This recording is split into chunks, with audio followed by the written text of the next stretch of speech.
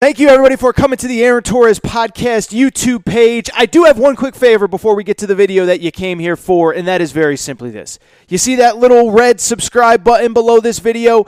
Go ahead, smash that subscribe button.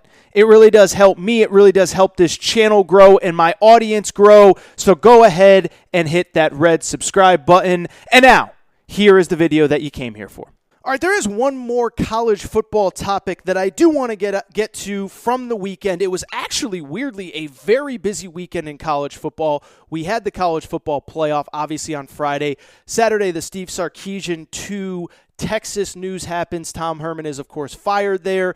But also on Saturday, the first Saturday of every year, as many of you know, if you're a college football diehard, you know that big U.S. Army All-American game goes on. And this year, obviously, because of the pandemic, because of COVID, there was no U.S. Army All-American game. But instead, what they decided to do is this. They decided to have a bunch of players from, nationally ranked players, nationally relevant players, go on TV and make their commitments that are part of the high school class of 2021. And 4, 5, 6 guys, whatever, committed. But the big story was that the number one player in high school football, according to 24/7 Sports, his name is Korey Foreman, a defensive end from Southern California, made his college choice. And the reason this is a topic and the reason this is a YouTube video and the reason that we're talking about it is because, not sure if you saw this, but he committed to USC. Not Clemson, not LSU, not Ohio State, not Bama, not even Oregon, but USC. And to me, this is a huge story that is going to get lost in the college football playoff stuff, that is going to get lost in the Steve Sarkisian stuff. But I think for the present and future of college football is really important. And so let me explain why. First off, for people who haven't seen Korey Foreman, listen, I'm not claiming to be some college football recruiting expert. There are guys and girls who do that 365 days a year. I have an immense amount of respect for him. But if you just turn on the film, the kid's a monster. I mean, the kid is a dog.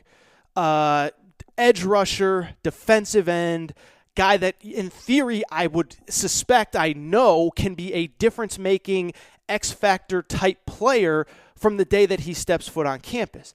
That's not just my opinion. Clay Helton said that. But also, if you look at college football recently, those type of guys have been able to come in and have an instant impact, whether it was years ago, Myles Garrett at Texas A&M, whether it was more recently, last year, the number one high school player in America was Brian Brzee, who went to Clemson and was dominant this year. On top of Brian Brzee, Myles Murphy at Clemson, another top 10 edge rusher, was awesome this year. So those guys have gone on to have success, and on a USC defense that was good but not great, I would think he can step in day one and contribute right away next year for USC, potentially be that dominant edge rusher that they have sorely been lacking. But beyond that, I think the story behind the story is the fact that this kid committed to USC. Because you can criticize Clay Helton for it a lot, and I do criticize him for a lot, and USC fans criticize him for a lot, but probably the single biggest issue that this guy has had over the last 4, 5, 6 years, he hasn't been able to keep the best players in Southern California at USC. And 6, 7 years ago, when Sark was the head coach, Steve Sarkisian, when Lane Kiffin was the head coach, the one thing you could count on, they would win, they would lose, they would be overrated, they'd be underrated. They always kept the best players in Southern California. You could go on and on and on naming these guys. Adoree Jackson, Juju Smith-Schuster, who I believe was just Juju Smith at the time, Matt Barkley. You could go on and on and on and on and on.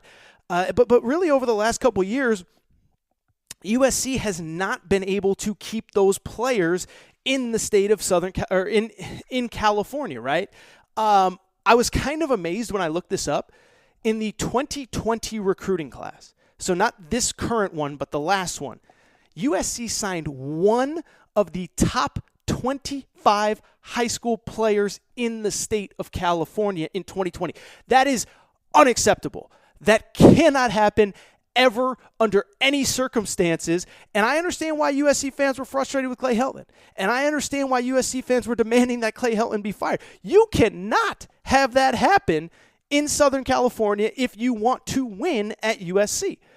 And so when the decision was made, whatever it was, a year and a half ago, to bring Clay Helton back, I guess it was a little over a year ago, one of the things I give him credit for is he's like, look, dude, I will do this, but I need to revamp my staff. I need to build up the infrastructure of recruiting. I need to have staffers that are directly responsible for just focusing on recruiting because, I can't have my defensive backs coach making graphics and doing that kind of stuff when Ohio State has 8 people that do that, or Alabama has 10 people that do that, or Clemson has 6 people that do that.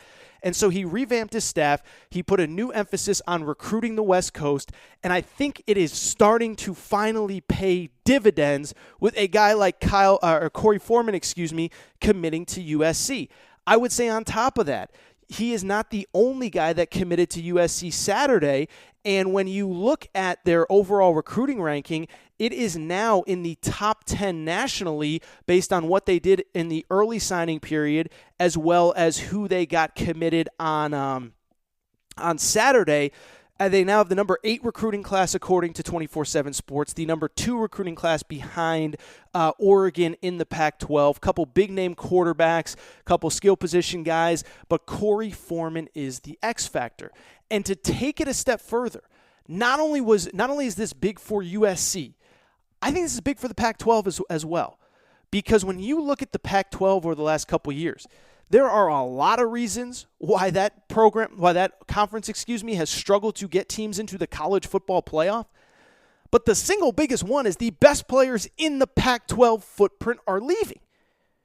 And you look at all the names. First of all, just last year, Bryce Young committed to USC. I don't really blame him for leaving because Keaton Slovis had just balled out. But he goes to Alabama. DJ Uiagalelei, also from California, he goes to Clemson. Justin Flo, at least he stayed in Oregon, but he's a stud. But then you go back to the year before. Joseph Ngata goes to Clemson. Henry To'oTo'o goes to Tennessee. Zach Charbonnet goes to Michigan. And I understand you're not going to keep everybody. Wyatt Davis, by the way, Ohio State All-American from Southern California.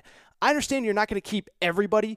I understand that Ohio State and Clemson and LSU and all of them have a lot to offer. But if you're USC, you have to get the best players in Southern California. And if you're the Pac-12, you need to keep the best players in the Pac-12 footprint. To their credit at Oregon, they've largely been doing that.